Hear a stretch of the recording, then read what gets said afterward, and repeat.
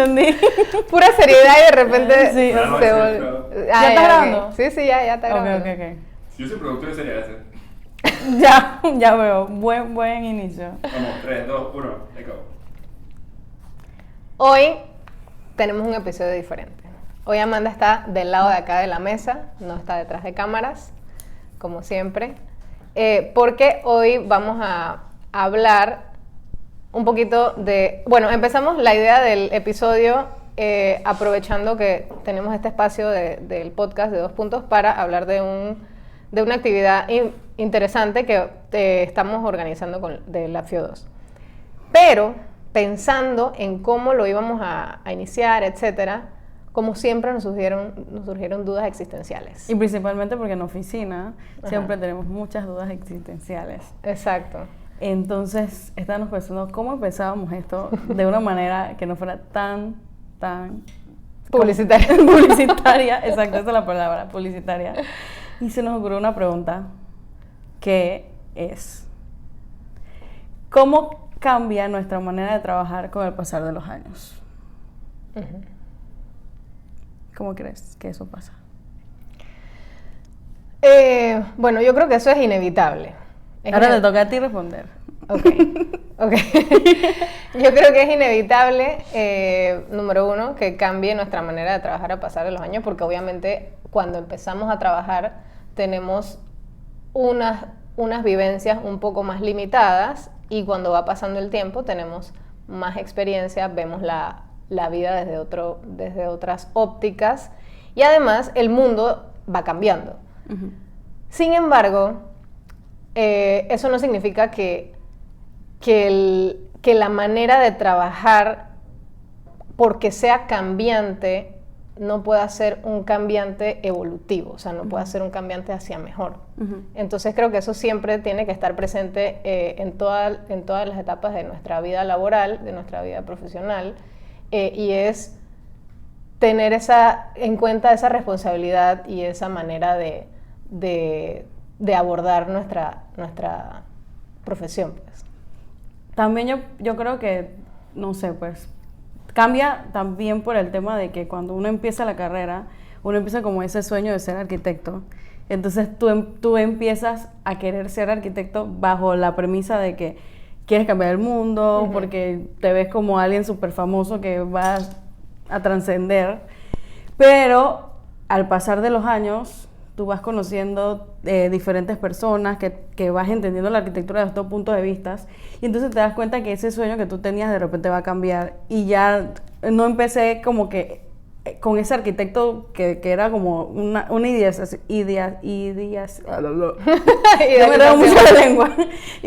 del sueño, y entonces ya lo empiezas a ver como más real. Entonces ya ese sueño de lo que era el punto de cómo lo pensabas y cómo significa ahora para ti, uh-huh, ser arquitecto con el pasar de los tiempos. También yo creo que eso te da como o sea, la experiencia de trabajar, así como dices, al principio tú tienes una idea, y después cuando te adentras en la realidad puede ser que cambia por completo, y no es como, no es como yo pensaba, sino que tú mismo descubres cosas de ti, de tu forma de ver la vida, de tu forma de trabajar, que hacen que tu camino vaya por un rumbo que tal vez nunca esperaste, pero que así debe ser, ¿no? O sea, porque de verdad que la arquitectura te lleva a muchos caminos. Exacto. Porque tiene muchas posibilidades, y te vas dando cuenta que en alguno encajas. Claro. Y lo ideal sería uno descubrir cuál es su camino, cuál es su fuerte, su fortaleza, su especialidad, y utilizar eso para crear arquitectura de una manera distinta, ¿no? O sea, no distinta necesariamente visualmente, sino que especial, o sea, especial, mejor dicho. Esa creo que sería la palabra. Entonces, en Lab FIO 2 nos enfocamos en el pensamiento crítico, en mejorar la calidad del diseño. Esa es como la meta principal. Y por eso surgió hacer un seminario que nos ayude a ver el diseño de una manera un poco más estratégica, y la gestión de todas sus etapas. Lo hemos decidido hacer en 5 etapas, Y esas 5 etapas se salen un poco de la etapa 100% diseño arquitectónico. Exacto. Porque eso hace que sea mucho más integral, hace que venga desde los inicios de un proyecto, de una idea, de un cuestionamiento, de una inquietud, hasta cómo eso tú lo procesaste, cómo lo representas y cómo se lo presentas al mundo, cómo se lo compartes a los demás. Y bueno, creo que va a ser bien interesante para reforzar un poco esas cosas. A veces nosotros, incluso como ya profesionales, es bueno recordarlo, ¿no? Entonces vamos a tener también a personas que no necesariamente son arquitectos, y eso es súper bueno porque tenemos una perspectiva un poquito externa del mundo de full arquitectura, pero también en el ámbito del diseño, y eso nos alimenta bastante.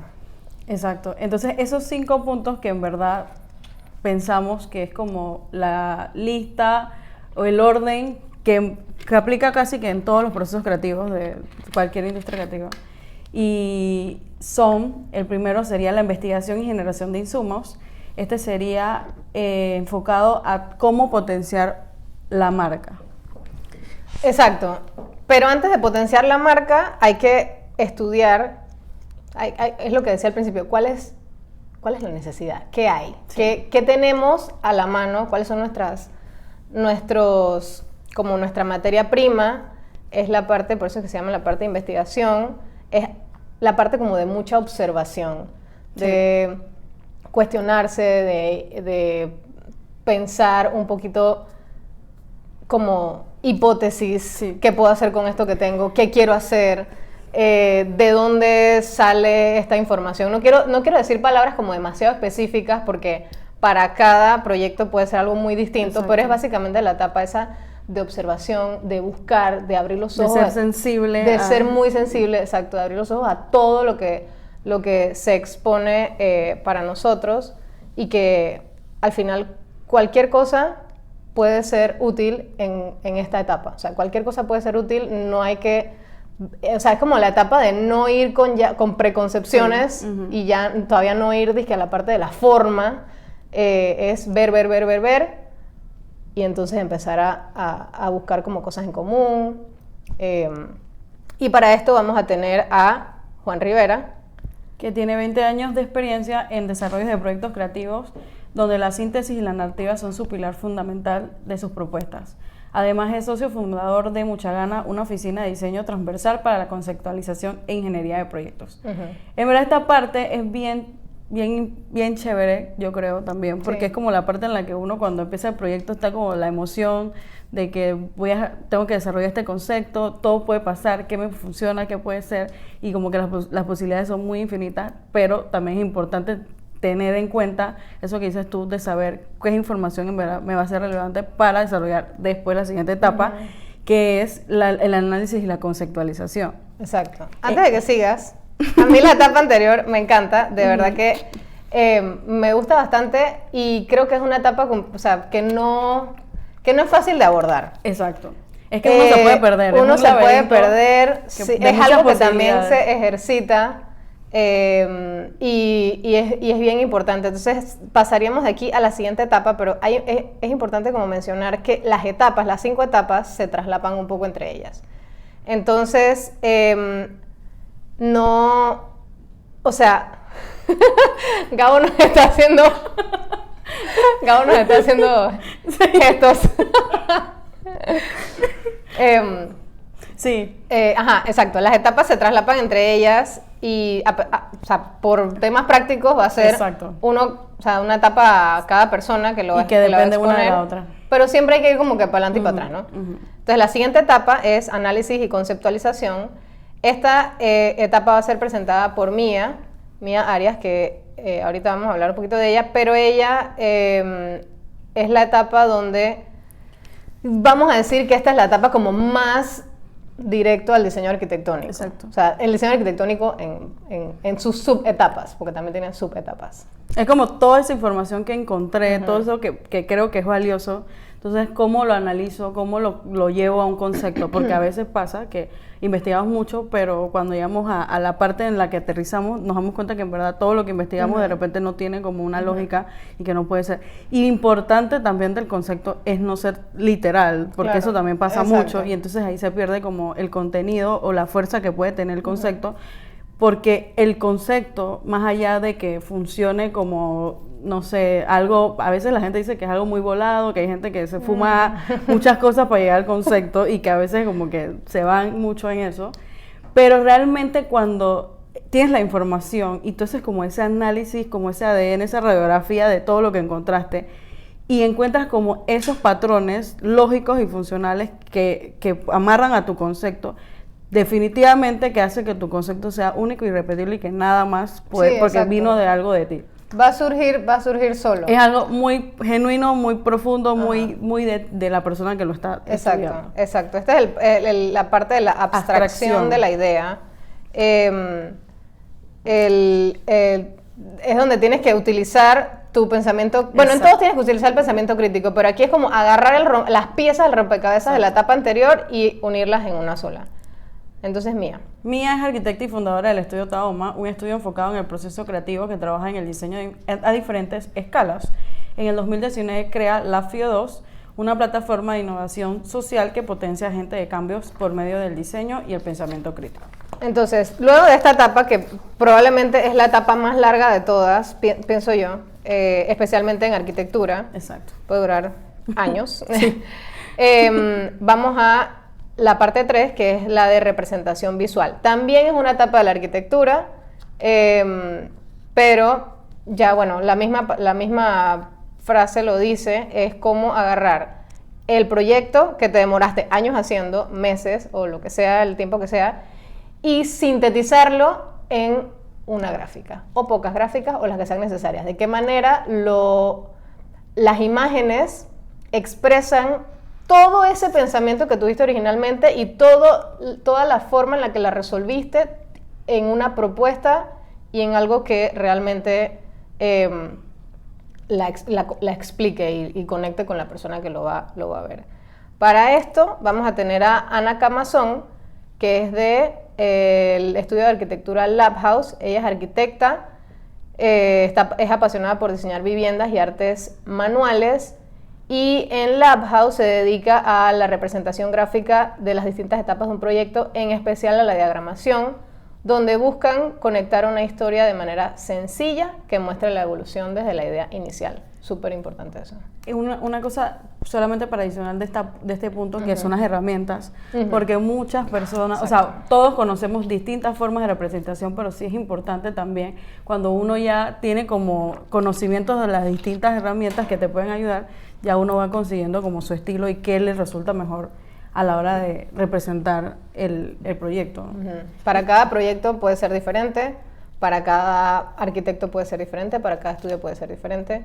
Lo importante es saber en qué herramientas te desenvuelves mejor, cuáles son las mejores maneras de representar el proyecto, ¿no? El siguiente punto, que es el cuarto, es, le llamamos estrategia de comunicación. No sé si quieres explicar eso un poquito. Ok, esta de la estrategia de comunicación que lo daría Juan Rivera. No, Jorge Chanis. Jorge Chanis, perdón. Juan Rivera era el punto 1. Él es una persona que básicamente en verdad ayuda bajo la agencia de mercadeo digital a entender la marca que puede ser tanto una empresa como una persona y un proyecto. Y a través de eso impulsarlo a encontrar cuáles son tus nichos, cuáles son esas alianzas estratégicas que tienes que tener, y obviamente impulsa la marca a través de todas las redes sociales digitalmente. Entonces, como entender el ADN del proyecto o del arquitecto o del... Exacto. Jorge Chanis es gastrónomo, creador de plataformas para innovación social como El Buen Tenedor y La Cosecha. Es director de agencia de mercado digital La Creativa, donde se especializa en crear experiencias que conecten la marca con su audiencia.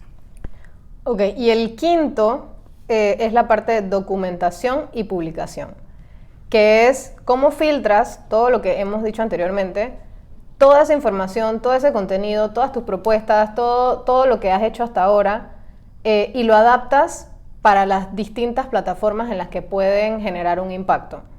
Los distintos medios de divulgación posibles. Por supuesto que ahorita mismo hay muchísimas plataformas, o sea, demasiadas, pero hay que saber elegir cuáles son las que se adecúan a tu proyecto, a tu idea, y como dijimos al principio, el diseño puede salvar el mundo, pero no lo puede salvar si no se comunica, si no se comparte. Entonces, esta parte también es bien interesante, bien importante, y creo que hay muchos proyectos muy buenos que tal vez no llegan al alcance que deben llegar porque no sabemos cómo hacerlo, ¿no? Eso, la parte importante de eso es también como tú sabiendo, ya entendiendo estos 4 puntos, y cuando llegues a esta parte, teniendo claro exactamente de qué consiste tu proyecto, cómo haces que no se pierda esa esencia al comunicarlo. Porque a veces se condensa mucho o filtras cosas que en verdad eran relevantes y que potencian el proyecto. Y es bien importante este punto porque es una parte que cuesta mucho cuando generas demasiado contenido o demasiada información y sientes que todo es importante, pero a veces... Sí, eso puede jugar en tu contra. Exacto. Entonces es bien importante. Esta parte la va a presentar Ani Pereda. Ella es directora de arte e ilustradora independiente y tiene estudios en diseño gráfico y redacción publicitaria.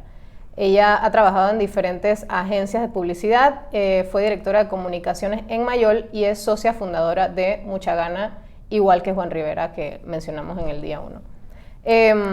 Bueno, digo día 1 porque esto va a ser presentado en un formato de virtual, es un webinar. Se va a dar durante 5 días, desde el 9 de octubre hasta el 13 de octubre, y cada uno de estos puntos va a ser un día, es decir, el lunes, día 1, martes, día 2, etc. El horario va a ser durante 1 hora, de 5 a 6, va a haber espacio para que pregunten a los expositores directamente. Y bueno, pueden conseguir la información del seminario en el webinar en el Instagram de Taller Semillas. También vamos a poner por aquí el link para poder conseguir los boletos. Importante que todos los estudiantes que han participado en Taller Semilla tienen un 30% de descuento en todas las charlas, así que no pierdan la oportunidad para que no se queden sin su webinar especial. Y bueno, y está abierto para todo público, no solamente para estudiantes. Así que si hay profesionales escuchándonos, espero. También, en verdad, yo creo que es una buena oportunidad para escuchar el punto de vista de otras personas que también están bien involucradas en cada una de las partes. Son bastante especialistas en cada una de sus partes. Exacto.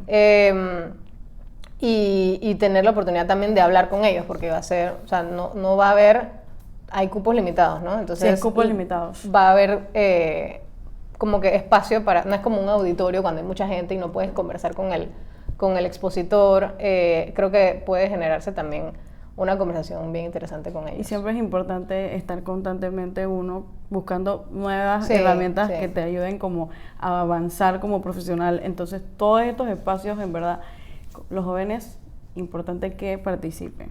Sí.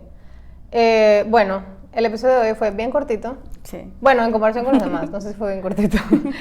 pero yo creo que es interesante seguir haciendo como este tipo de conversaciones en el podcast. Así que esperen más conversaciones informales así. Pueden seguirnos en nuestras redes sociales, @labfio2, @tallersemillas, en Instagram. En Spotify estamos como 2 puntos y en YouTube estamos como labfio2. Y acuérdense que también tenemos Yapi. Estamos en el directorio de Yapi como @labfio2. Buenos días, buenas tardes, buenas noches. Y buenas madrugadas que son utilizadas por los arquitectos. Listo. Gracias.